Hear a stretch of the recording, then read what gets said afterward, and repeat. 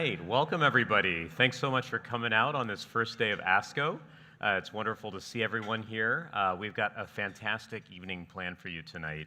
We're going to be discussing new innovations in renal cell carcinoma with a really terrific faculty that I'll introduce in a moment. And the four of us got together and we decided we had one singular objective, and that was to beat the attendance in the peer review program at the other end of the hall here. So I think we're doing that so far. But seriously, I think it's going to be a really fun evening. We're actually going to focus a little less on the didactic. I'm really going to try to spice it up with a lot of interesting case discussions to keep everybody here on their toes. And we've got a terrific, phenomenal panel that we'll go through in just a moment here. But I really want to thank PeerView and KC Cure for the opportunity to host this program today, and Aveo, ESI, Exelixis, and Merck for providing educational grants that supported this symposium.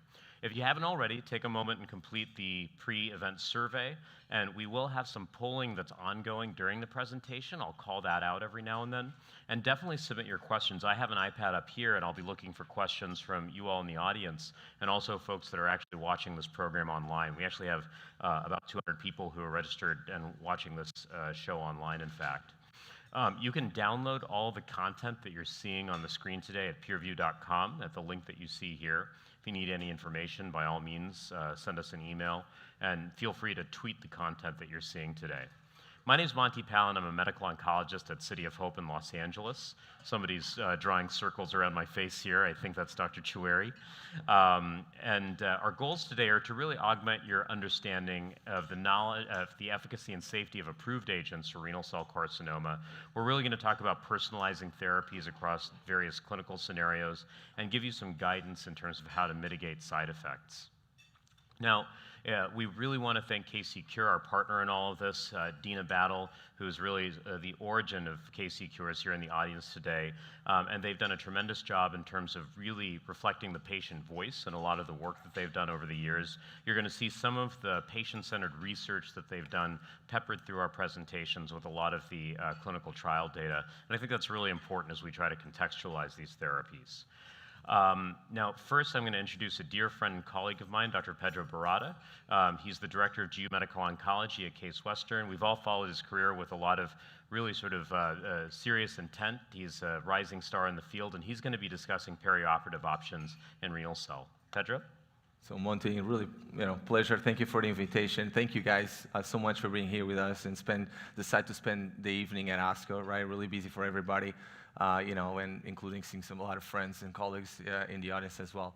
So let's get things started. I'm going to try and fly through the slides so we have fun time during the discussion. Let's start with localized, non-metastatic RCC, right? So we know that we have a lot of success stories with systemic therapies in the perioperative setting for a lot of solid tumors, but for whatever reason, that doesn't seem to be quite the case yet. At least specifically think about neoadjuvant. The data kind of seems to be lacking still to support use of neoadjuvant approaches for kidney cancer. We know that surgery is the gold standard. We can cure people. Unfortunately, the risk of recurrence for patients, specifically stage 2, stage 3, it's not insignificant, right? It can go between, sometimes to 20 to 40%, sometimes even higher, for patients who end up getting post-surgery a recurrence at any point in time. So currently, we do not have approved, neoadjuvant or preoperative systemic therapies available. That is true that sometimes in clinical practice we have some discussions on a case-by-case basis, but not as a standardized approach.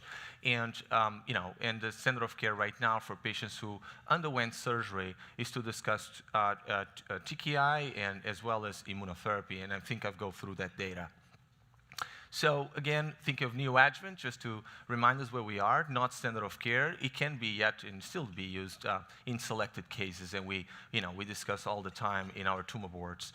There's a number of different target therapies, particularly angiogenic therapies, being explored in that space, right? And however, responses are relatively modest. We have a little bit more responses in the clear cell subtypes, perhaps up to 20% if we were to summarize grosso modo, the efficacy in the clear cell RCC, and that number seems to be even lower for beyond clear cell histologies, non-clear cell subtypes. However, there's some promising or interesting data emerging, and I think we are influenced by what's going on in the advanced setting. So we're testing IO-based approaches in the neoadjuvant setting, an opportunity to highlight the data, for example, with axitinib and avelumab, the NeoFX, that basically reveal reports of around 30% of tumor shrinkage in the kidney, and it doesn't seem like we lose the opportunity for cure in those individuals by offering a neoadjuvant approach. And there's a number of other studies that are currently recruiting, so it will be interesting to see what happens with those. So what is important to set up, and changing gears to the adjuvant setting, patients who received surgery or nephrectomy, partial or radical nephrectomy, and there's always a balance, right, about what we have to do, right? And the balance is between what is the benefit? Can I cure patients? Can I prevent them for coming back, months or years later with progressive or recurrent disease? And, in exchange for some potential toxicity and some inconvenience and some financial toxicity associated to whatever we decide to do in that adjuvant space. So I think that balance is always present, and we try to figure it out when what is the right balance for the patient we have in front of us. And of course, we have always that in mind when we're thinking of sunitinib, or we think about pembrolizumab, or we think about maybe not doing any of that. And so of course we'll talk about that in the next few slides. So just to say that in clinic, a lot of us actually sit down and look at the patient in front of us. We look at the histology. We look at some characteristics like tumor size, for example, and we can use some scores that are really handy and can actually help us to determine, or at least to predict, risk of recurrence. And that number, that score, although patients are not numbers, right? But that score at times can help us make a decision about a role of adjuvant therapy or a yes or no kind of thing, right? So this is an example of some scores that can be utilized in clinical practice. So as I mentioned, there were a number of clinical studies investigated different TKIs, older, newer TKIs, but you see there's a common theme, right? There are heterogeneous populations in all these studies. There's one study, only one, that has met the primary endpoint for disease-free survival. All the other studies have been negative, right? And I think that's relevant because actually that study, the ASTRAC, led to the approval by the regulatory agents for sunitinib a year, in those patients. But all the other cases, we failed to demonstrate the benefit. Including the ASTRAC trial, we actually end up not seeing a survival advantage with that approach. We did see prolongation of time to more disease in the scans. One other line, because this trial is relatively recent, or is perhaps the most recent study with regards to target therapy beyond angiogenic drugs. This is an mTOR inhibitor, everolimus, was tested in the adjuvant setting, phase 3 trial Everest. It was actually, I have to say, kudos. It was a big cooperative group effort. There was a lot of effort put into this study. And although it was a negative study, I would argue that actually a lot of us did not expect this like near miss, if you will, as you can see, at least statistically speaking, right? With an hazard ratio of 0.85 for recurrence-free survival, and barely or almost meeting the pre-specified p-value to meet criteria. Anyway, it's a negative study. We're not doing it in clinical practice, but I think it's relevant to be thorough, just to make sure we cover all the target therapies to be investigated in this space. Now, what we really want to talk today a little bit is about immunotherapy, right? So we tested angiogenic therapies, we tested mTOR, and what about immune checkpoint inhibitors? And we have a number of studies. I think some of these are very familiar to the audience here. I'll start with PROSPER. PROSPER is another effort from the cooperative group. It started as a really perioperative design. We were doing 3 doses of nivo pre-surgery, followed by the rest of it as adjuvant setting, and then we amended the protocol to do 1 nivo pre-surgery, followed by 9 doses of nivolumab afterwards, compared to observation, and designed the amended or the updated design is in this slide. And the safety committee ended up stopping this study at the interim analysis because we didn't see a benefit. So the first of the studies with checkpoint inhibitors that I'm going to show you tonight, unfortunately, did not meet the primary endpoint. In other words, it did not help patients who were enrolled in this trial. And then we had EMOTION 10, which is a relatively relatively different, more like bread and butter adjuvant study, meaning patients who underwent surgery and had intermediate to high-risk disease end up being randomized to atezo, up to a year or placebo. Again, endpoint for all these trials is disease-free survival, and this trial was again negative, and so it was I won't say shocking, but at least it did not pan out, or it didn't prove to us that actually adjuvant PD-L1 inhibitor was helpful. And then we saw also recently the data from Checkmate 914. In reality, Checkmate 914 has two cohorts. Here I'm showing you the cohort A, or the part A, I should say, with ipi-nivo. In this case, it was 6 months of ipi-nivo compared to placebo. Very similar patient population where we were taking, PT2As with nuclear grade 3s or 4s and or above, so N-positive disease or PT3s, PT4s.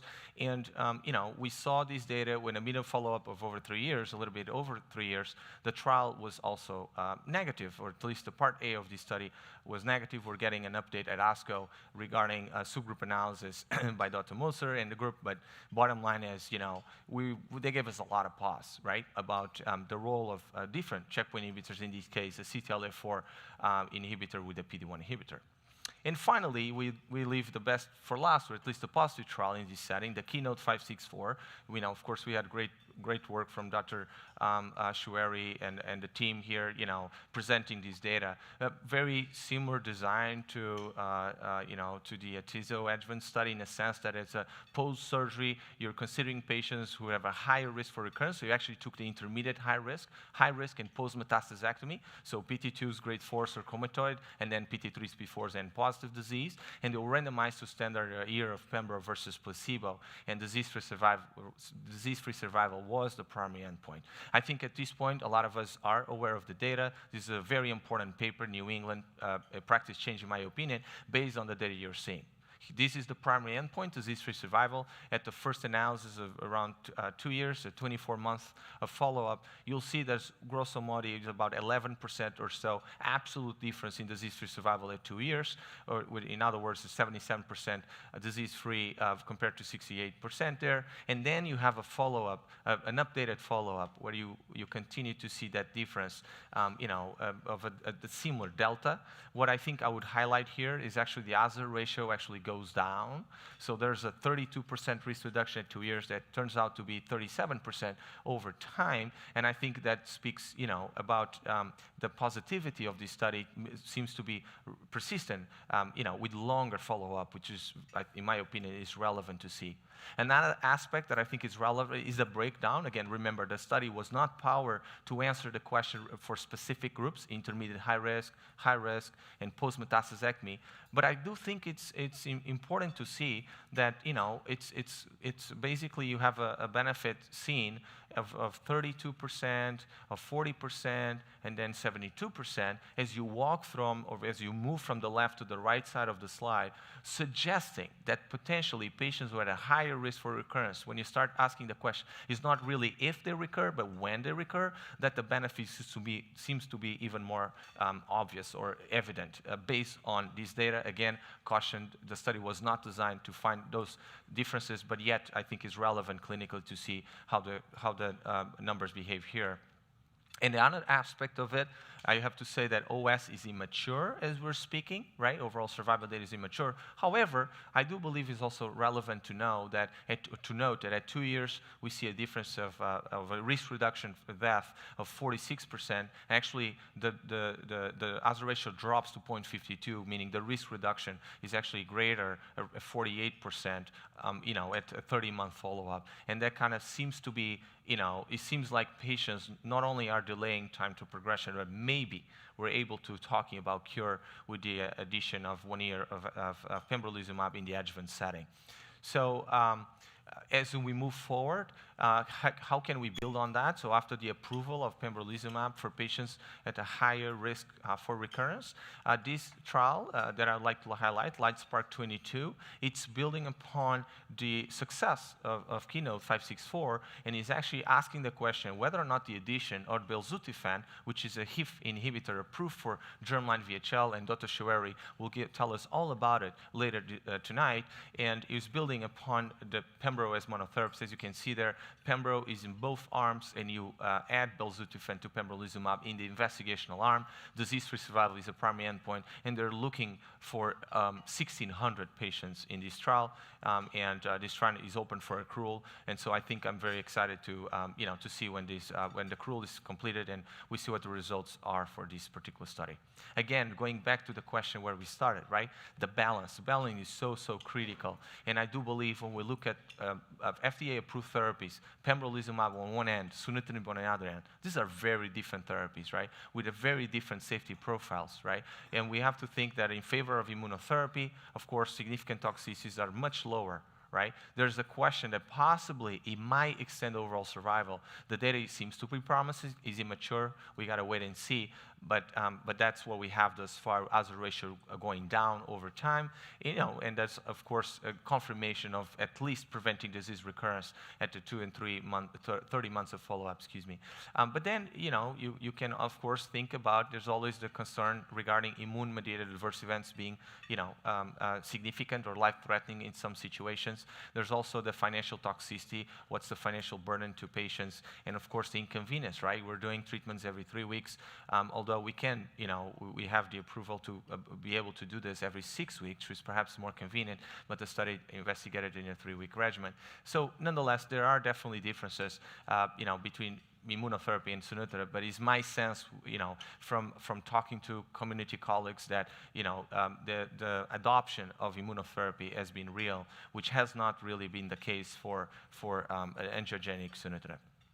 I will really highlight, not because K-Secure is helping us putting this meeting together, but also because they're doing actually fantastic and, I should say, pioneer work in the kidney cancer arena, because they're actually getting data directly from patients. And it's quite striking to me, at least, to see how they can come up with hundreds and thousands of patients' data and put it in a form of, important papers like this paper, from Dana, Dr. Bergera, Monty, and others, and I think the message that it comes out of these data is really, really relevant. So you can see the emotional well-being, and times diagnosis change, as you see, particularly on the left. So it seems like patients get a lower rate of distress as, time goes by and they remain without recurrence.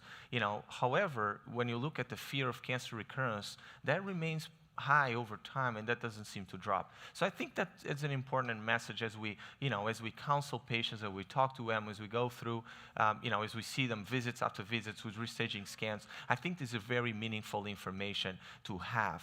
And the other piece, of the data, again, from Dana and K-Secure and the group, look at that, over 1,000 patients, participants in this particular study here. Actually, we have, I believe, is in a poster form at this meeting. So I mean, it's the largest meeting. You can get this data out there. You can see, which is to me is quite interesting, and it shows how different is the message, right? One thing is what the provider communicates with the patient, and the other thing is how is the patient taking that message, and that can be many different things, right? And so as you can see, for different stages, the question was the perception, the perception of how likely are you to recur. Right? And you can see at blue, you have the patient perception, and purple, you have the physician perception. And so basically, patients do perceive their recurrence risk to be higher, I would argue significantly higher, than actually physicians for a respective stage where patients are.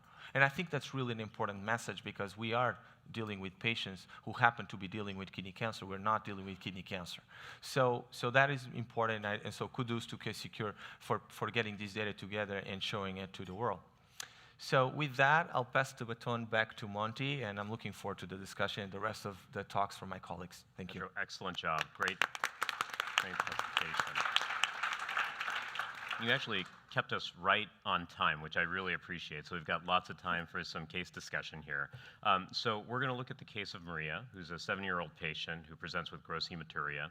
She had the abdominal CT that you see here, which shows this 12-centimeter right-sided renal mass, and she underwent a right-sided radical nephrectomy.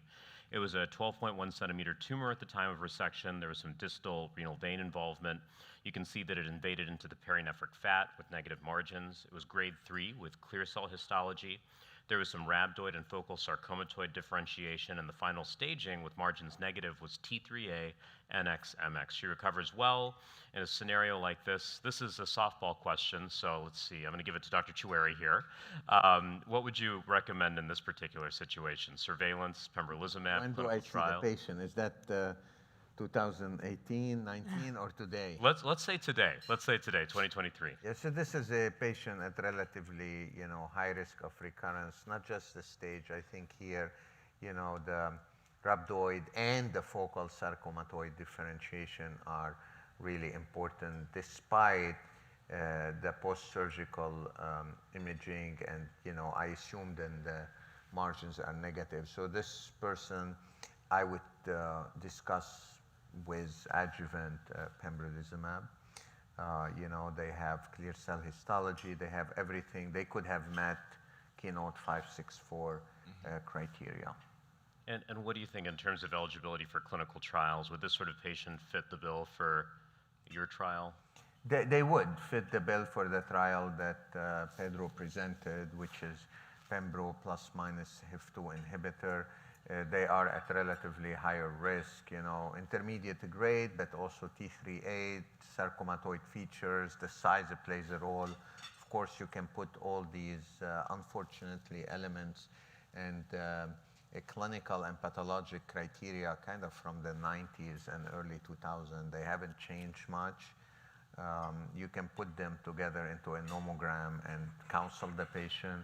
I would say anywhere between 20 to 60%, depending on the nomogram that you pick.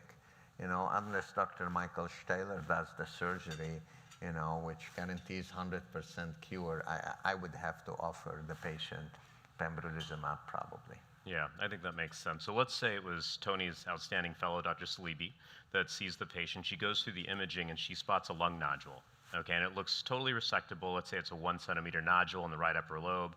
The thoracic surgeons say we can easily cut this out, and they do. Christina, in that situation, you've got a patient who's had this 1-centimeter lung nodule resected. She has this high-risk localized tumor.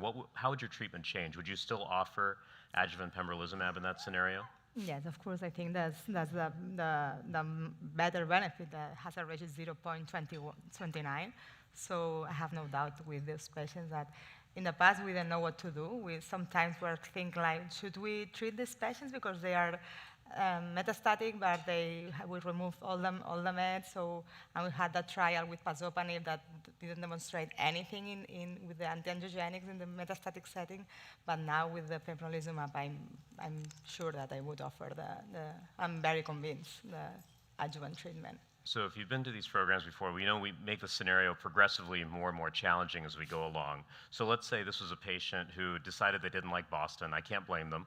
They decided to move out to the West Coast, to Los Angeles, and they came and saw me. And my fellow, Dr. Zengin, actually sees the patient and actually takes the pathology slides, downstairs and says, wait a minute, this is actually a papillary tumor, in fact. So we read it wrong.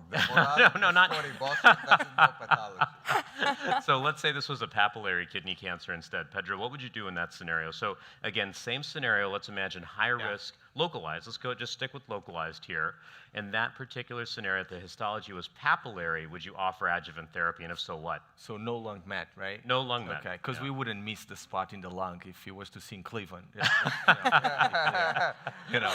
So right now we don't have, in my opinion, solid data to support adjuvant therapy. So in non-clear cell histologies, we are not outside a trial. We're not offering adjuvant therapy. So I would not offer him, adjuvant pembro in that situation. Yeah. Okay, you would not, correct? I would not. Yeah. In the absence of metastatic disease. Yeah, Tony, what do you think? I would actually suggest it, and I would say, I would suggest that I think the risk of recurrence is very high. The reason is, you have to have a discussion with the patient. So this will be kind of on label because the approval was in kidney cancer, but a bit of, academic discussion because Keynote 564 did not enroll patients with papillary renal cell cancer.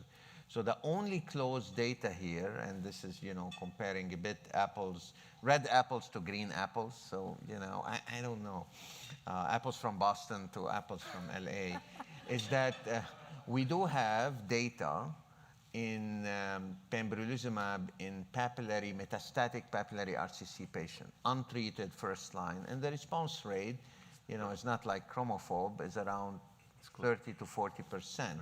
So, if the patient, it's not completely, out of context to provide it. Knowing that, and that's where I may disagree a bit with Pedro, I will bet there will probably almost never be a study of Pembro or IO strictly in papillary RCC. This is a study that's impossible to recruit unless every center on earth open it.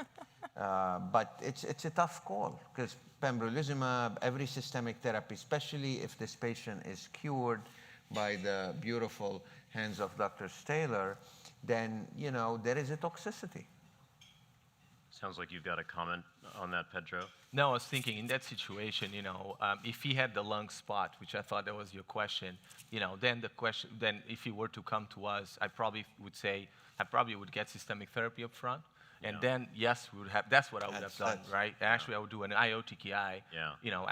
I agree with you, McDermott data, Pembro, but actually I think we have even better data with IO TKI, not just the Cabo from Monty, but also Cabo-Nivo, for instance, right? We have Cabo-Nivo and LenFPAM. I would actually do a treatment induction up front. So I use the SAGE-4 as an excuse, find me my good actors, and then perform a debulk nephrectomy at later time and maybe address the lung, but I would give him a trial of systemic therapy. And I would feel very comfortable doing that. Interesting approach. What about Spain, where there is nothing approved? You need to mention that. Sorry. Yeah, thank you. But we have apples. So yeah, in Spain we have no choice, so we wouldn't be able to give any adjuvant therapy to this patient. But anyway, if I could, I see Tony's point, but with no meds, it would be for me a little bit difficult to suggest that adjuvant treatment. I'm kind of with you. I'm somewhere in between you guys. So let's say this patient ultimately decides to go back to Boston, right? They miss Tony, they miss Dr. Salibi out there. And let's say the pathology gets re-reviewed a second time, and now it's not papillary anymore, it's chromophobe. Okay, and this happens. We see localized chromophobe, right? And high-risk localized chromophobe. So in that scenario, Pedro, what would you do? I mean, again, I'm a data-driven person. I would not consider, again, assuming there's no disease beyond the kidney, I would get a great surgeon to perform surgery and, fingers crossed. Okay, I think that's totally fair. Now, this is a scenario that I see kind of coming up more and more. So let's take that patient. Dr. Sleeby's identified a 1 centimeter lung nodule. You've cut it out, okay? All right, and you, instead of that 1 centimeter lung nodule popping up at the same time as the nephrectomy, let's say that lung nodule popped up 3 years later. 3 years later, okay? So the patient had surgery in 2020 for their kidney. They had surgery for their lung in 2023. In that scenario, Christina, would you offer adjuvant Pembro? Clear cell? Or? Clear cell, Yeah. clear cell. Yeah, I think so, but at the end, it's a systemic disease. So it's a different systemic disease than the one you have when you have a synchronous met, but at the end, it's systemic disease. So I think I would offer anyway. So 3 years later, because in the trial they I see the point that it's not the 1 year of the, but yeah, why not? What do you think, Pedro? I would probably be lean towards offering, making sure is 1 is not 2 or 3, because then my discussion would be what kind of systemic therapy I would offer, and instead of resecting, but, oligomet, right, recurrence, a late recurrence, 3 years later, 1 spot, I would have that conversation about considering adjuvant Pembro for a patient with clear cell. Okay, and you're our tiebreaker, Tony, so. 3 years? 3 years, 3 years later. I would not, actually. Okay. Okay. So are you pretty staunch in that sort of 1 year threshold? Right, or? 1 to 2, because the data we generated from the old times in Cleveland, and we have some Cleveland alumni here, shows that it's between 1 to 2 years. So we picked the 1 year because that's the highest risk of recurrence, but there is data within 2 years. I think more the risk becomes low. You can, in theory, do it because, again, the approval, at least in the US, the blanket approval, make you do it. But I will take my chances after 2 years. Within 2 years, I'll do it, knowing that 1 to 2 years is outside Keynote 564. The new study, Pembro HIF2, allows up to 2 years. Okay, okay, fair enough. But So, I mean, it's a tough question, and I think there's sort of a gray zone. I've seen lots of different modes of practice in my area. Just FYI, I see a lot of the questions coming in around cytoreductive nephrectomy and what systemic therapy you would use post-adjuvant therapy. I'm going to save those until after your talk, Christina, just so we can address them all in sort of one slew here. I just want to remind everybody to take a look at your iPads. We're pushing through some questions at the moment.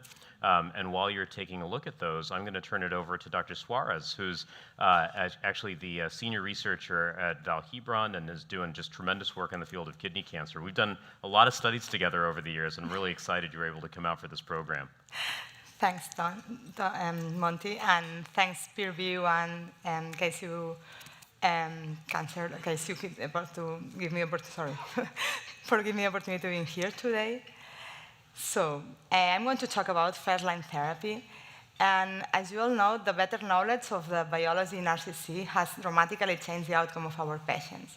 So in the past, before 2005, when we didn't know the anti-angiogenic pathway and the mTOR pathway, we were supposed to live in the dark age with the cytokines. Patients live around one year. With the arrival of targeted therapy, especially with the anti-angiogenic treatment, we were supposed to enter into the modern age where patients live around 30 months, and we have some patients with long survivors.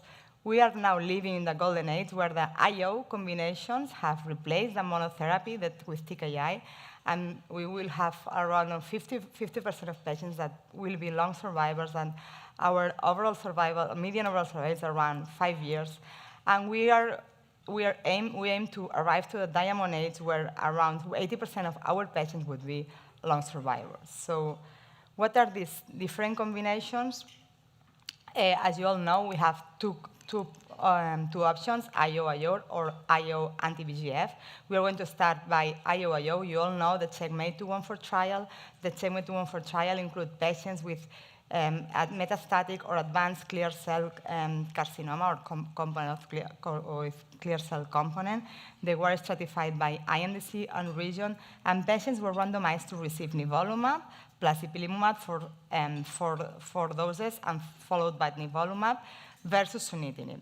Here, the primary endpoints, and this is a difference with the rest of the trial, were PFS, OS, and overall response rate in the intermediate and poor risk patients. So this trial was positive for overall survival in the intermediate and poor risk patients. This is the last median follow-up with 5 year median follow-up of 5 years. And in the ITT population, they had a very similar results. The favorable risk patients did not achieve this benefit with ipilimumab, nivolumab, and the same happened with PFS. This trial was positive for one of its primary endpoints, the PFS in intermediate and poor risk patients. Again, in the ITT population, similar results to the intermediate poor risk patients, but again, no benefit in the favorable risk patients. What about overall response rate? Overall response rate was higher with the combination. It was 42% in the intermediate poor risk patients and for Nivo, EP, and versus 27% with sunitinib.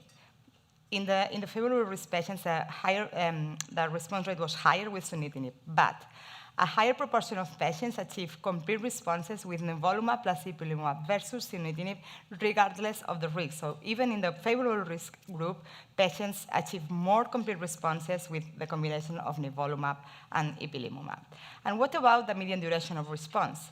So median duration of response was notably longer with the combination in all 3 populations. And in fact, in the intermediate and poor risk patients, that was the primary endpoint, even despite being the trial with the longest follow-up, the median duration of response has not been reached. And this is something important, and we will talk about later. And an improved long-term quality of life was also observed in this 5 years follow-up. So it's important to know that immune-related adverse events can occur at any time. But we know that usually the immune-related adverse events follow this pattern. There are some adverse events that occur at the very beginning, like skin adverse events. Colitis, pneumonitis, or liver toxicity usually occur in the middle of the treatment, and other adverse events like nephritis usually occur in patients that have been treated for a long time. Usually, all these adverse events will be resolved in a relatively short time, but there are one adverse event that is endocrinopathy that the patients will probably need to live all their lives with it, and this is important to know. So it's important to explain patients what they can, what the things or symptoms they can have, and it's important to identify these immune-related adverse events and to make patients understand what can happen, because patients will be much more likely to adhere to treatment when they have a full picture of these immune-related adverse events. So moving forward to the other option. So as you all know, the other option we have is an IO combination with an anti-VEGF. All the trials have a very similar key eligibility criteria: newly diagnosed RCC with a clear cell component, no previous systemic therapy, were stratified by IMDC and geographic region. And patients in all these three trials that demonstrate overall survival had the same comparator, as you know, that was sunitinib. And the combination arm were pembrolizumab plus axitinib, nivolumab plus cabozantinib, or pembrolizumab plus lenvatinib. Starting with the Keynote 426 that compared pembrolizumab plus axitinib versus sunitinib, the primary endpoints, it had two co-primary endpoints that were PFS and overall survival in the ITT population, and this trial, as you all know, was positive for these two primary endpoints. And regarding, again, the overall response rate was 60% versus 40% with the combination versus sunitinib, and the complete response rate was 10% versus 3.5%. Quality of life outcomes were not different in this trial, and progression-free survival 2, that is defined the time that the patient since the patient starts until he needs to start the following line of therapy or dies, or whichever occurs first, was longer for patients in the pembrolizumab plus axitinib group. This PFS2 was 40 months versus 27 in the ITT population, 46 versus 39 in the favorable risk population, and 32 versus 20 in the intermediate risk population. On Monday, we will have an update presented by Brian Riney of the 5-year analysis and follow-up. Moving to the CheckMate 9ER, as you all know, that was nivolumab plus cabozantinib. The primary endpoint in this case was progression-free survival, and overall survival was a secondary endpoint. This trial was positive for both endpoints, and interestingly, in the last follow-up, nivolumab plus cabozantinib arm improved by 12 months since the previous data cut.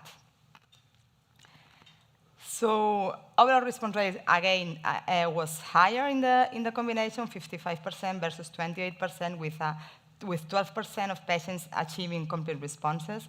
Median duration of response was 23 months. Patient reported outcomes maintain or improve along the time with nivolumab plus cabozantinib, especially in the delay of or time to deterioration. And regarding exploratory analysis, especially biomarkers, PFS benefit was independent of PD-L1 or MET status, and the select gene expression signature used in other trials didn't demonstrate any predictive value with nivolumab plus cabozantinib.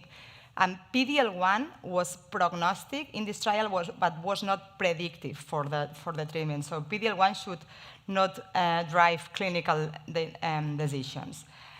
We knew, we knew before this trial that overall response rate has a directly relationship with outcomes in RCC. We knew from the TKI era, we knew from ipilimumab, nivolumab, and we showed in this trial as well. So patients that achieve better responses had better outcomes in overall survival and PFS. This year will be presented tomorrow new data by David Sella regarding quality of life. And finally, the CLEAR trial, you know, that has a different design with 3 arms, pembrolizumab plus lenvatinib, lenvatinib plus everolimus, and sunitinib, but we are going to focus on the pembrolizumab plus lenvatinib arm. The primary endpoint here in this case was PFS, and again, OS was a secondary endpoint, but this was a positive trial for both endpoints. Overall response rate was really high, was 71%, with 17% of patients achieving complete responses. Median duration of response in this trial was 26 months. So in the CLEAR trial, the PFS benefit was seen across all the risk group, and a large proportion of patients, around 1/3 of patients, could complete the 2 years. I think I thought I lost my...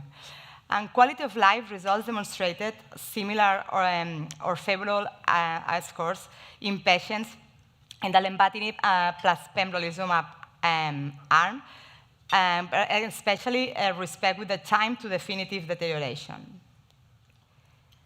So final analysis of OS will be presented as well on Monday. With an OS benefit, they maintained the OS benefit and the PFS benefit, and the overall response rate was greater, again, with lenvatinib pembrolizumab, with similar data that we have before. So what about next generation trials? So one of them we have already published by Tony, so if you have any questions, maybe you should ask him, the Cosmic 313 trial.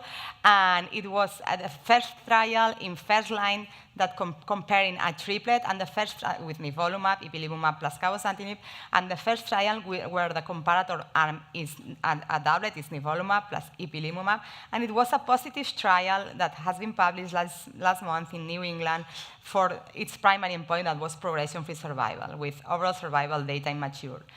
There are many trials trying different strategies, and other trials trying triplets like the umbrella trial, but I think that these 2 trials, it's important to mention the pedigree. I think Tony has something to say about the pedigree as well. And with a very, very smart design.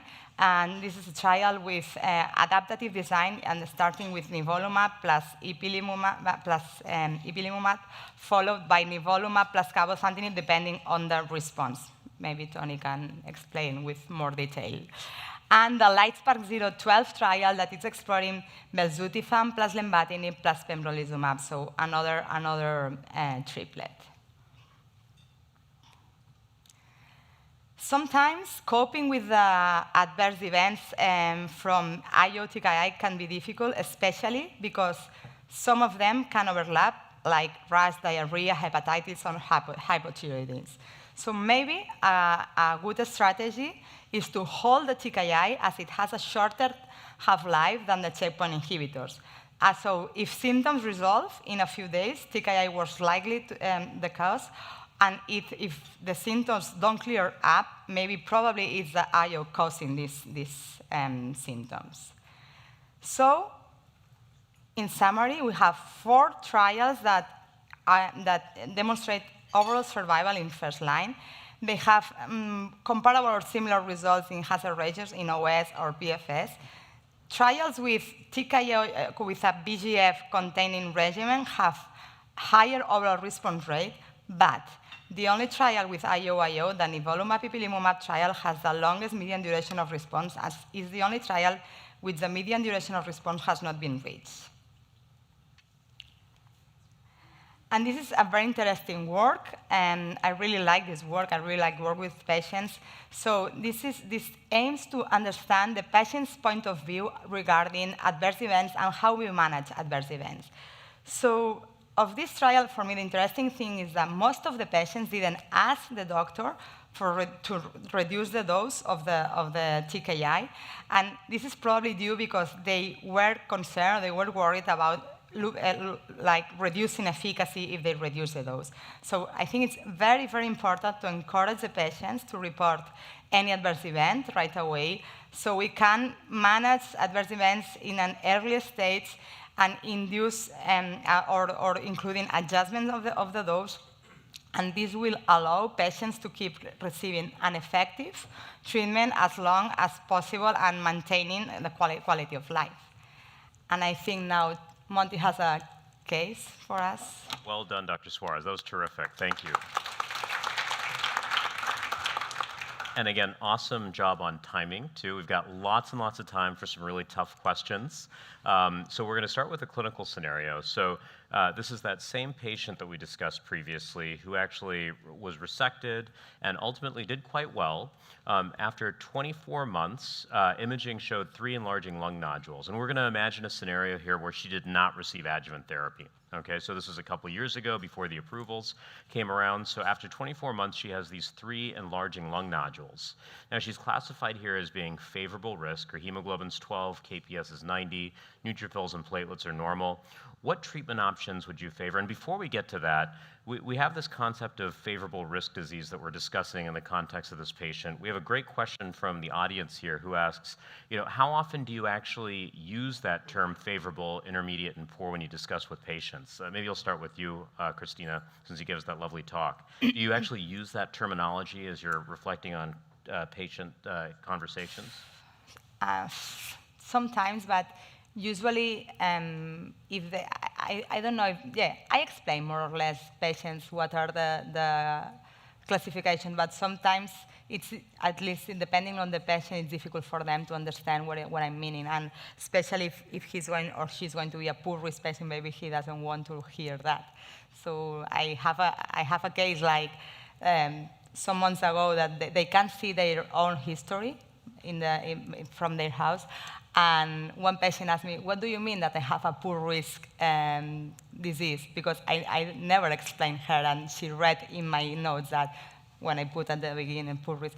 So I don't know. I think I use it when patients, for example, are on surveillance, favorable risk patients that are on surveillance, then I explain them why they are on surveillance.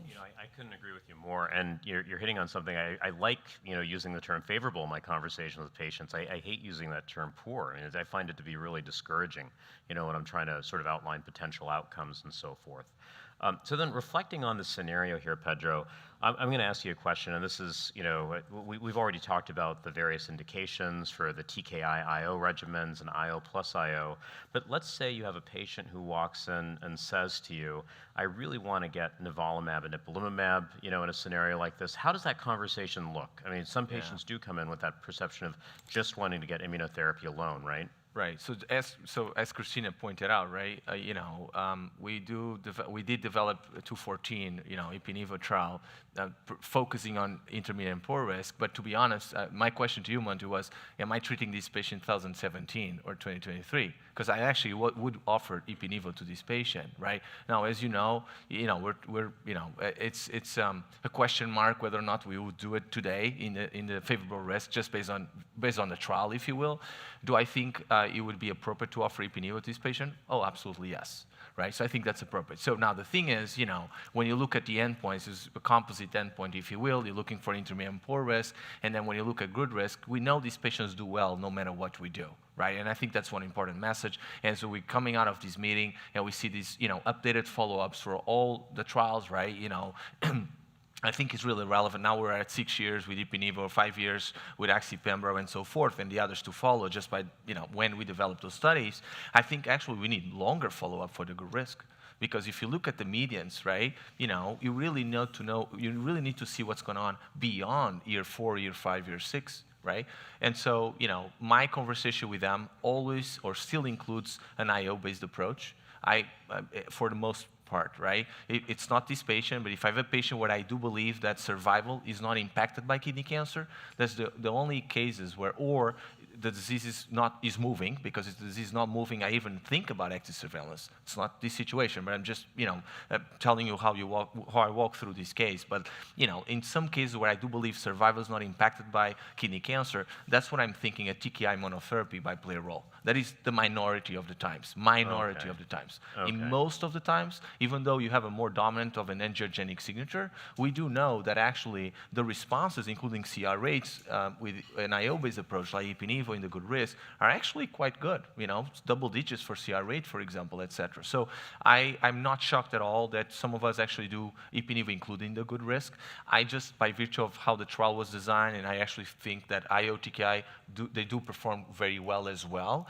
But that's actually one of the areas where after I do IMDC, I spend perhaps a little bit more time, because I have to go through all the options, and I would argue that there's a number of valid options for that case. Okay, so you're suggesting we could do Nivo-Ipi, or we could do a TKI, or we could do a TKI and So IO. for this particular, you asked me in general. Yeah, right. in general, favorable risk. In what we could general, do. that's how I walk Yeah. through. Now, I select a little bit of Yeah. let me rephrase that. I phrase the conversation where I'm more likely to consider, right? So if you ask me the question for this case, right, in front of us, right, this patient had badass cancer to begin with, right? Like, you look at that tumor, that looks ugly, right? So to me, even though the recurrence happened 2 years later, I don't think this would be a patient I would watch, for example. I don't think I would offer TKI monotherapy in this patient who recur with liver mets, but, with lung mets, excuse me. So I would definitely consider our IO-IO or an IO-TKI. I feel very comfortable with an IO-TKI in this setting. That's kind of what I'm tending to do more recently.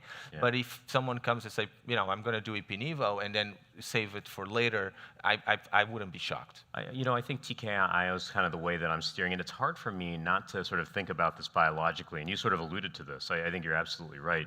And I think about when, sort of Tony and Danny were coming up with the IMDC algorithm for us, right? And it really did select out those patients that benefited from VEGF-directed therapies, maybe more of an angiogenic population.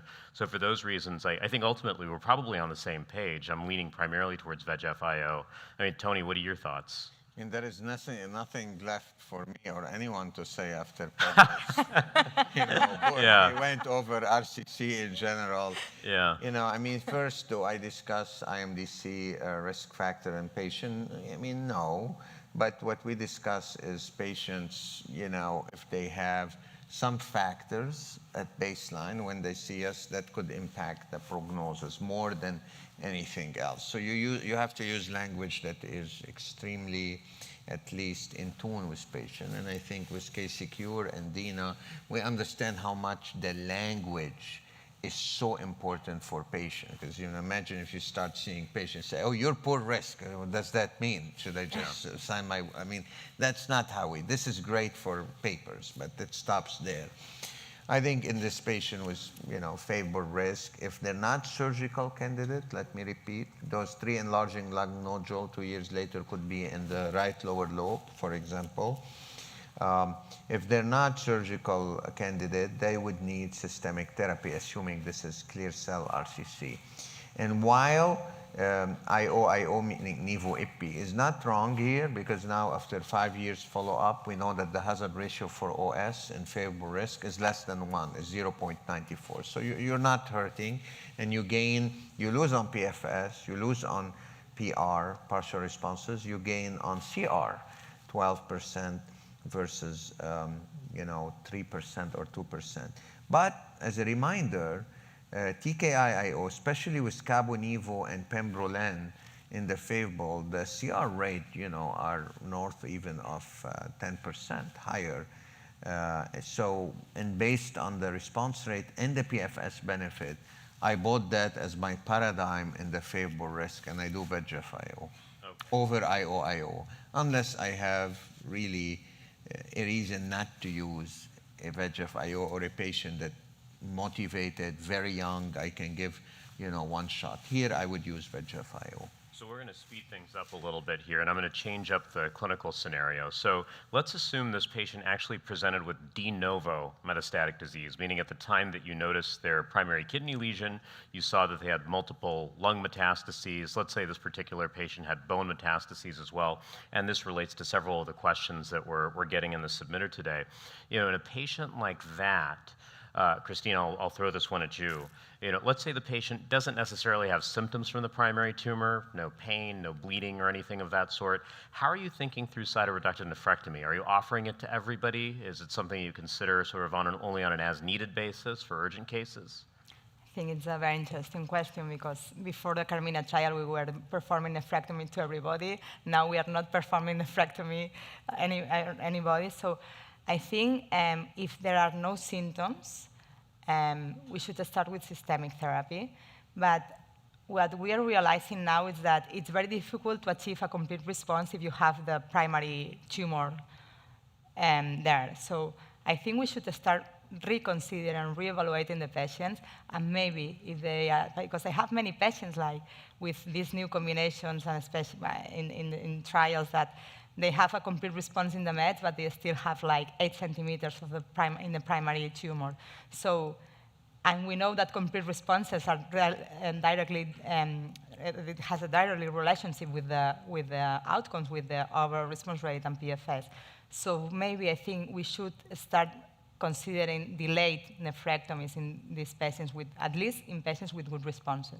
I tend to agree with you. What do you think, Pedro? Well, that's perfect segue to the trial that I was about to highlight. I love that approach. You offer an induction of systemic therapy up front, and you select the good actors from the bad actors. In other words, it's the persons where you will know likely they're going to benefit. So you basically highlight an important concept that I believe, that we do see, that the response in the primary tumor tends to be 20 to 30% less than what happens elsewhere. Exactly. Right? And so you got to deal with something. So when you start someone with systemic therapy, whatever IO-based approach you consider, and you recheck after 3 or 4 months, right? And the patient's doing great, good response, you got control of the disease, you really want to take that out. Yeah. There's actually a trial doing that.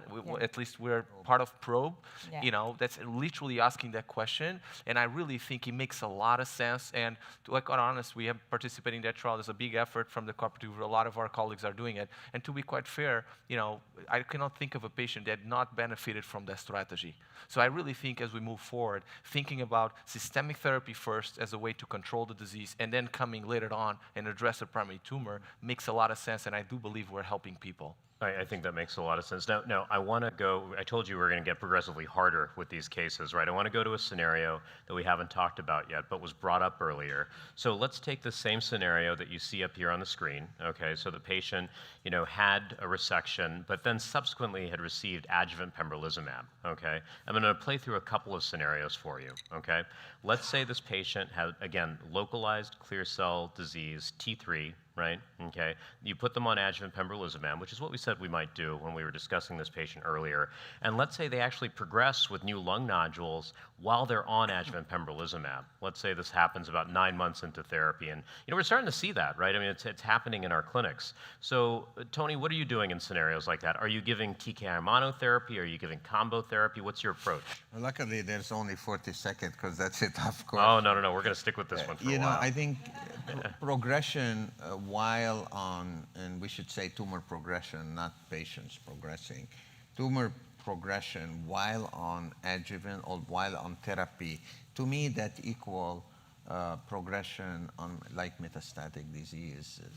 And I think here it will be very hard to justify re-challenging with an IO based on Contact-3 press release. We know nothing except the press release, but Contact-3 is going to be presented on Monday. When is my session? Around 11. Around 11, well, yeah. However, I would argue that's atezolizumab, it's a PD-L1 inhibitor, et cetera. We're seeing a practice all over the place. We're seeing people physicians and providers switching to single-agent TKI. I've seen sunitinib, pazopanib. I've seen a lot of cabozantinib. I've seen folks challenging with nivo-ipi. And we know that at least based on fraction RCC, there's a response rate of 17%, certainly way less than nivo-ipi untreated patient. Right. And I've seen folks continuing pembro and adding axitinib or lenvatinib. So because we're short on time, you tell me what you do. What do you do in clinic for a patient like this? I switch to single-agent TKI. Christina, short answer here. What do you do? If I could. If I could. Maybe if it's in this short time and after the Contact-03 results, I would choose TKI monotherapy. Pedro, do we have consensus monotherapy. there? TKI monotherapy. So we've got consensus there. So let's make this a little tougher, and then we're going to move on. But let's say this patient, I think it's pretty obvious what we do if the recurrence happens 3-4 years later, right? I mean, that's like a patient who's got a newly evolved disease state, right? You can re-challenge with IO. Let's say this happens 1.5 years out, right? That's what I really struggle with, right? So they finish their adjuvant therapy, and then 6 months later, right, when you expect that immune therapy to still be working, right? Then they progress in that time frame. What would you do then? We'll start in the other way. Pedro, short answer. Yeah, I probably would go in IO TKI in that case, probably. Okay, 6 months? Yeah, it will probably. The SIG task force or they established 12 weeks to consider a patient resistant to IO or not, which I think it's too short. But maybe 6 months, I would consider an IO TKI. I don't know. Okay, and Tony for the. I would do TKI only. I don't know. My limit is 1 year. After 1 year, I re-challenge with IO. I could be wrong. The only difference is nivo-ipi based on the phase 2. It wouldn't be wrong to use nivo-ipi based on the phase 2 fraction RCC. Excellent. And I just want to point out we have a star in the room. Dr. Ibrahimi is one of my fellows who's going to be discussing what I think is, potentially a novel avenue in kidney cancer therapy. We're going to be looking at Cabo-Nivo with this live bacterial product called CBM588 in a special clinical science symposium on Sunday. So I encourage you all to come to her talk then. It should be some interesting science. I want you all to take a quick look at your iPad if you don't mind. We've got a couple more follow-up questions teed up, and I'm going to transition it over to Boss Man. Tony, you don't need an introduction, do you? He taught me everything I know about kidney cancer, honestly. Professor and the head of the Lank Center for Genitourinary Oncology at Harvard. Just a tremendous force in the field and a wonderful mentor. Tony? Oh, very, very kind of you, Monty. So thank you for being here. I know, you don't need to tell me that all of you are here because you couldn't get ticket to Taylor Swift concert. But that's okay. Our gain. Okay, so thank you. What about the refractory setting? So we went with early stage systemic, with adjuvant, neoadjuvant, first line untreated patient, metastatic, now metastatic refractory setting. And that's the disease algorithm depending on what did you get before and what country you live in, sadly. So if you receive VEGF TKI monotherapy, we still see it even in the US, usually nivolumab or cabozantinib based on an OS benefit from the 2 phase 3 trial, IO-IO combination. We've seen mostly in terms of paradigm VEGF monotherapy, and this is illustrated in a consensus led by Dr. Kim Ratmill from Vanderbilt. If you get VEGF immunotherapy combination, usually it's the VEGF TKI you did not get. Also, we see practices all over. And if you get oligoprogression on immunotherapy, and I would say even on TKI for whatever reason, you get local therapy. And that makes sense, and makes sense in many solid tumor, actually, whether radiation, ablation, excision. We have it at our place. We have everything. But, in other places, you do have surgery sometimes. You don't have those options.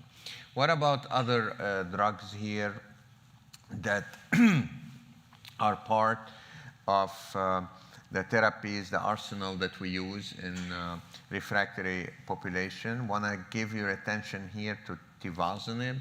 Important to remember the study. Maybe it didn't get a lot. This study you've been involved with, Monty, Brian, Dave McDermott, and others.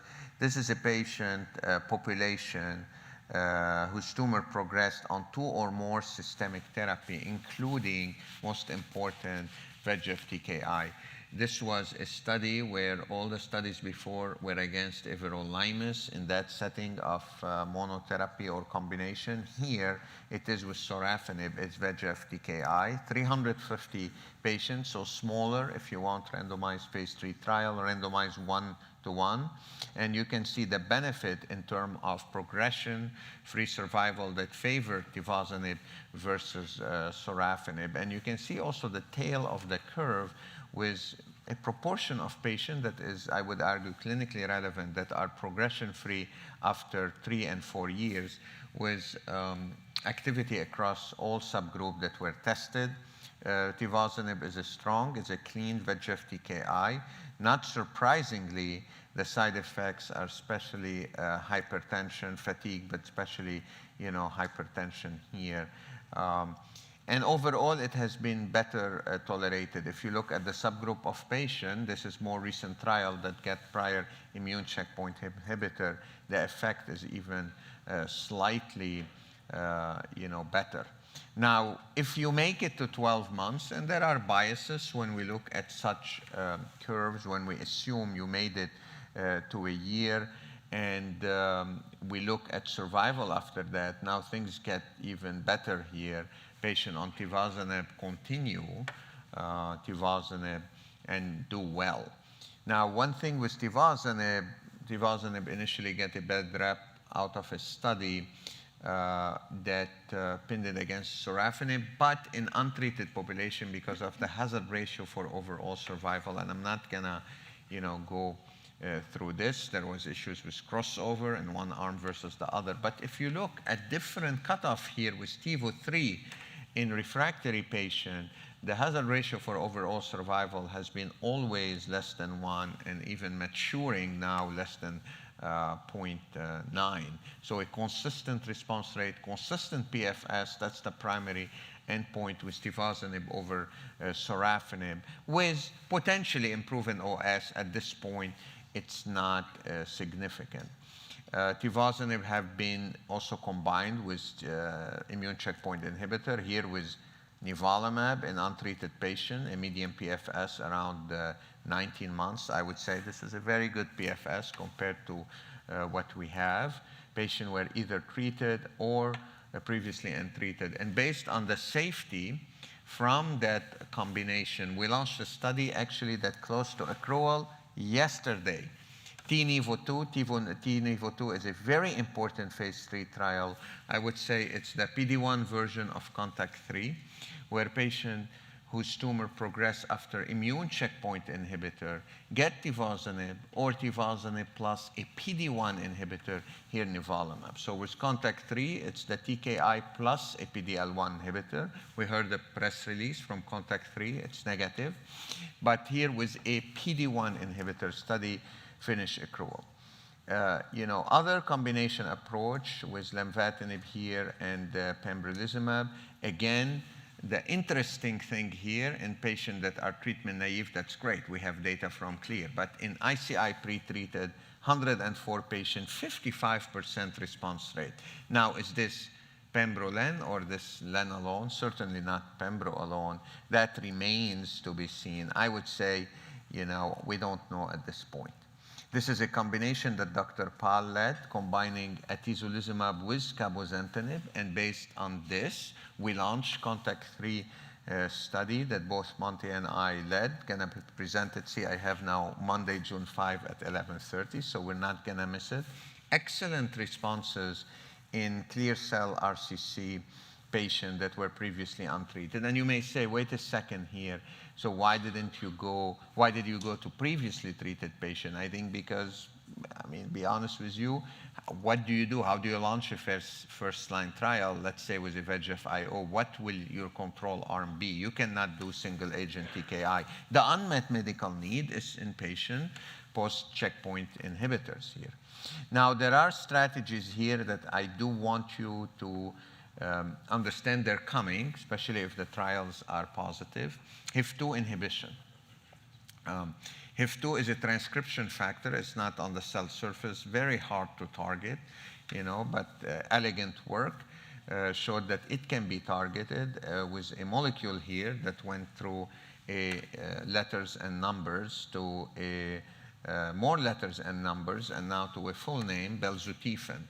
That molecule was used in VHL syndrome, a disease that is characterized by alteration in germline VHL, in germline alteration in the VHL gene, and renal cell cancer as well as other lesions, and showed the response rate really in the north of 50%. But here in clear cell renal cell cancer, we led LightSpark 001 that showed a response rate of 25%. Those are patients with 3 prior line of therapy, with a total monotherapy in totally new class of agent, a median PFS of 14 months. Kind of interesting waterfall plot. I mean, you see waterfall plot or just, everything up, fountains, nothing in between. This is different than a VEGF TKI. We don't have a biomarker, but remember the name belzutifan. Not approved in renal cell, in sporadic renal cell carcinoma, but we do have a trial, I wouldn't say underway, finished accrual some time ago, and hopefully over 700 patients versus everolimus in heavily pretreated patient, post-PD-1, post-VEGF. And if this trial is positive, you have 2 primary endpoint, PFS and OS, then you may have a new drug here to offer to patients. And we have combined this drug, belzutifan, with a TKI, cabozantinib. We found that it's combinable. There are responses. This is in patient, that also heavily pretreated. 87% had a reduction in target lesion size. And based on that, another study with a different TKI, lenvatinib, and belzutifan, in patient as second-line treatment was launched against cabozantinib, and that trial is actually enrolling. So this could be the future if something is positive here. Now, update, a study at belzutifan plus lenvatinib. So this is the TKI. This is based on the phase 3 study. We, luckily, only a couple of days ago, we had the abstract release, so we rushed here. I want to thank you, peer review, and Paige Davis. Immediately rush to update, give you the latest. So belzutifan 120 plus Lenvima, lenvatinib 20 milligram, response rate of 50%. Those are in patients that heavily pretreated before, and that justified, of course, especially with a median PFS of 11 months, small number of patients, but justifies the phase 3 because everyone was saying, well, you have data, but it's with cabozantinib. You can't just do this interchange between TKI when you want and when it suits you. So this came, handy just a couple of days before Dr. Albiges, who one day was my postdoc, like Dr. Salibi here, will present this. And at the same time, all these studies, we learned it the hard way, are collecting tissue, are collecting blood to test in real time or maybe just after a year or 2 signature.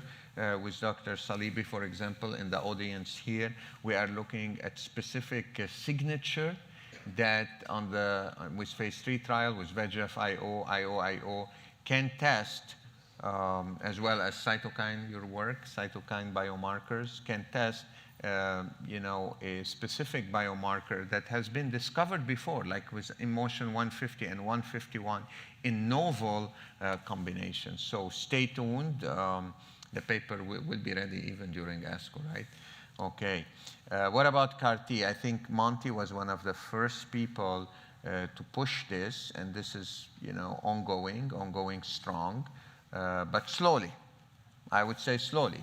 I think here the kudos not just to you, Monty, and the City of Hope, but the hematology team at the City of Hope.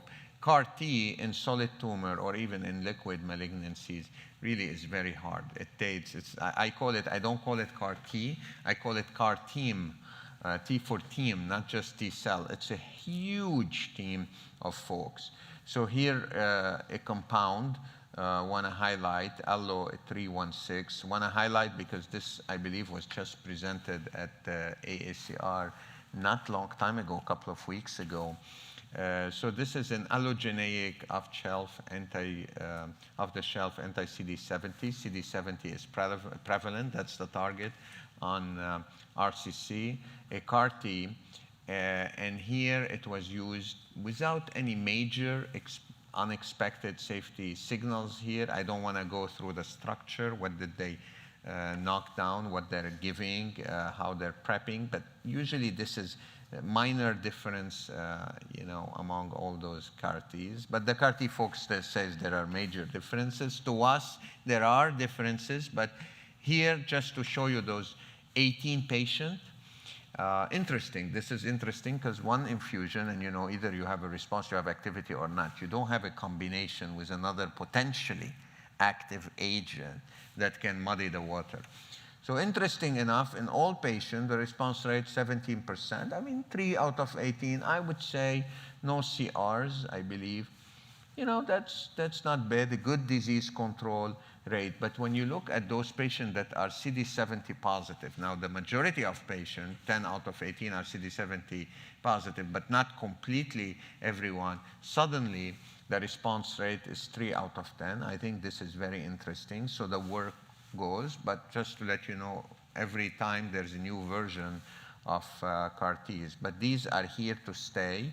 One of the big problems we have when we get patient referral for CAR-T or other CAR-based cellular therapy is the patient have to be really fit, really committed. The slots are not always easy, and the technologies are changing very fast. But that's something to look at.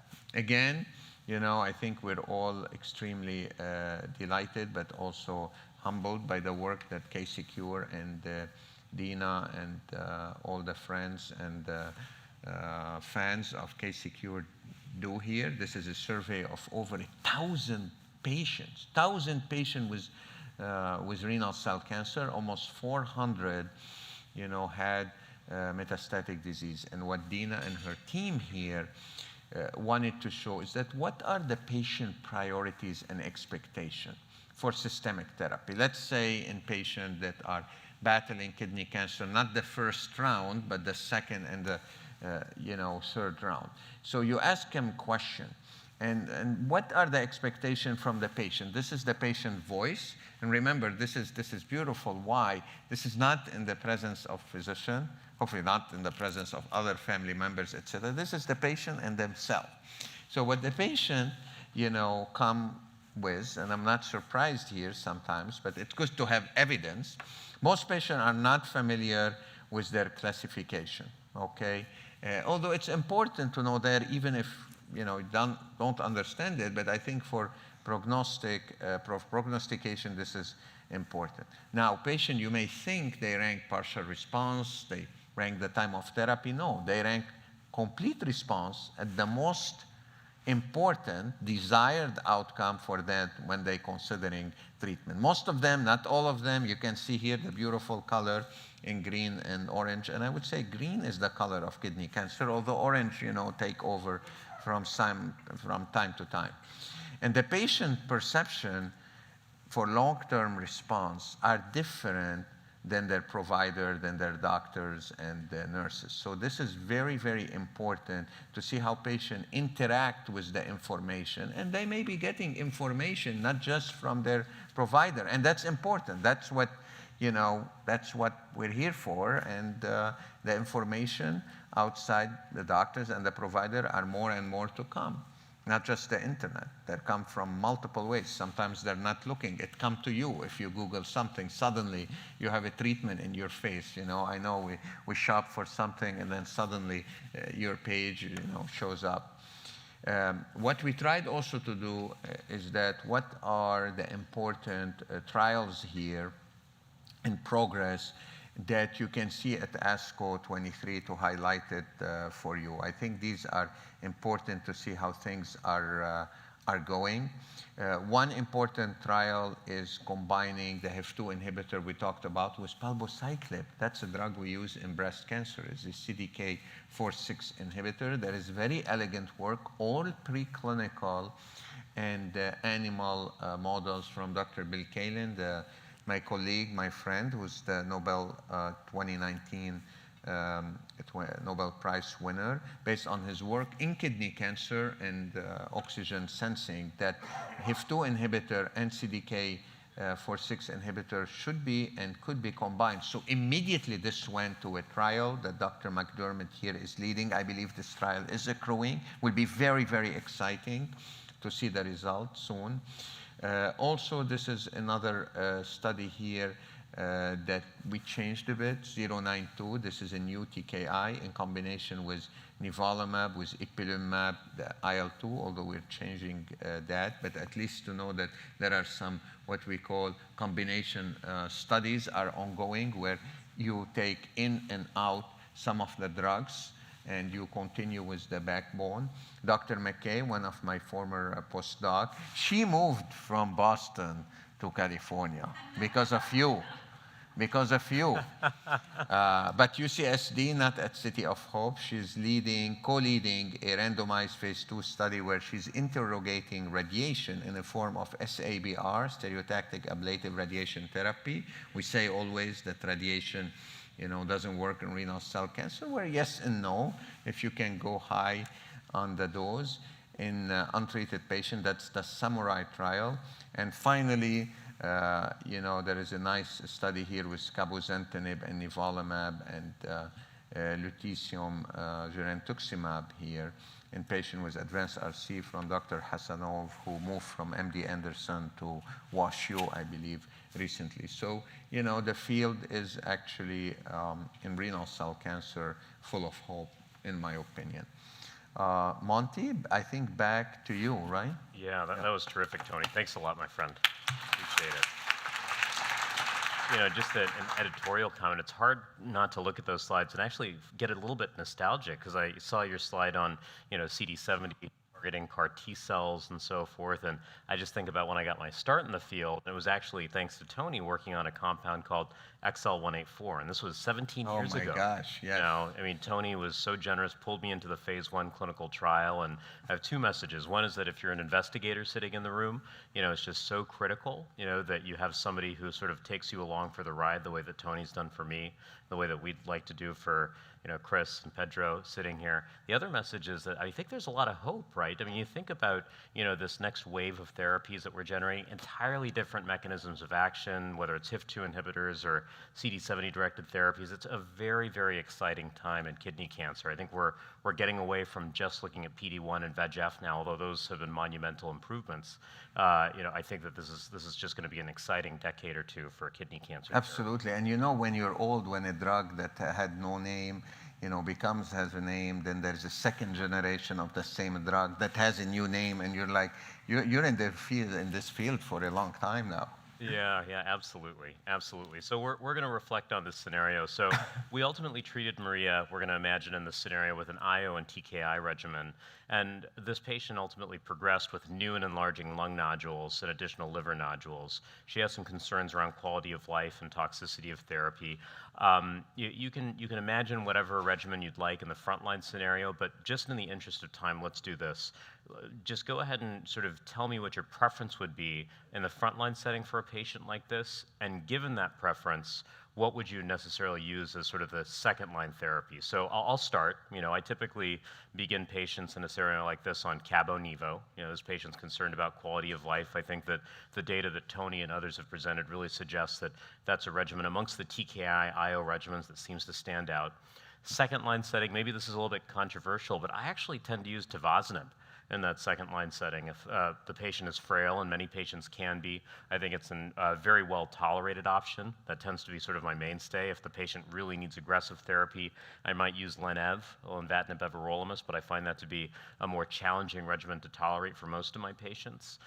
So that's my approach. So again, what TKI IO regimen would you typically start with? Again, let's leave Nivo-Ipi out of the equation right now. And then what would your second line choice be? Let's work down the aisle here. We'll start with you, Pedro. Yeah, no, I think your options, I was thinking the same. I was debating what would I do. TiVo is an option. Axi would be another option. I tend not to do everolimus right after IO because I don't have a lot of data on that. Nothing against lenvatinib, right?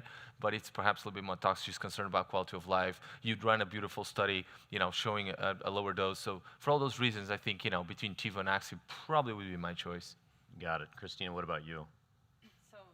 The TKI that demonstrated better benefit was cabozantinib in some retrospective trial, and a trial is going to be presented tomorrow when it's compared with other TKIs. But as you mentioned, if you use Nivo, Cabo in the first line, maybe Tivo would be a good option based on the Tivo-3 trial or a clinical trial.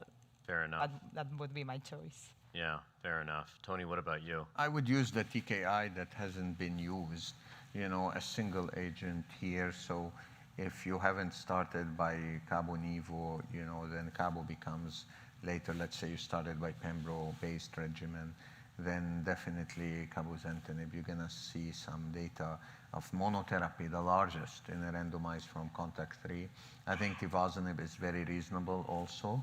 And I have seen some folks using nivolumab, ipilimumab, but the response rate, is 17%, some durable responses. But, in some situation, but certainly it wouldn't be coming from a phase 3 standard.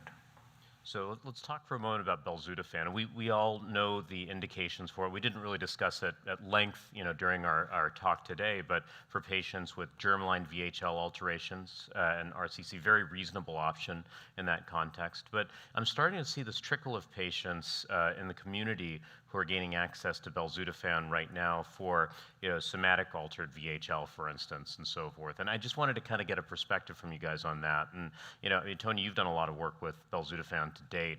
What are your thoughts on that practice?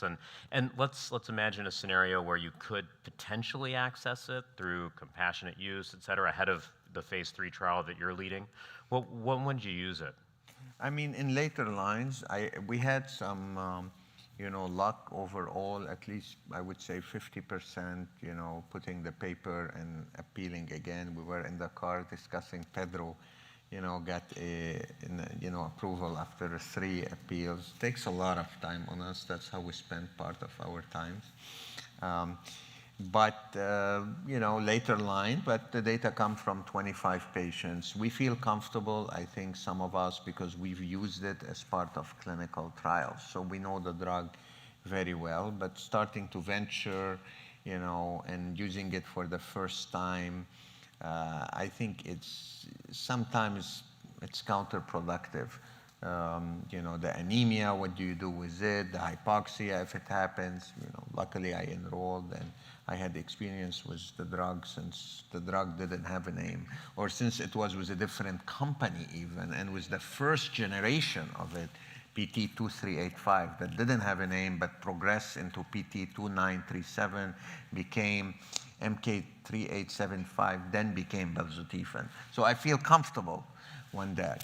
I get it. Patient that can get on trial wants something with a tolerable and, want to fight this. We're able to get it for some. But I think your point's well taken there. It sort of comes after sort of the tried and true tested regimens that we have, right? Mm-hmm. Based on available data. So, I think that's a good message to kind of close on. And one of the themes that I've noticed is that we've all sort of, I think, come around to really support regimens that really do, have good evidence to back them up by and large. And I think that's a good takeaway from the evening. So with that in mind, we've gone through a lot of the questions that the audience tonight has actually submitted through the portal, and I hope most of you have gotten your questions answered through the course of the evening tonight.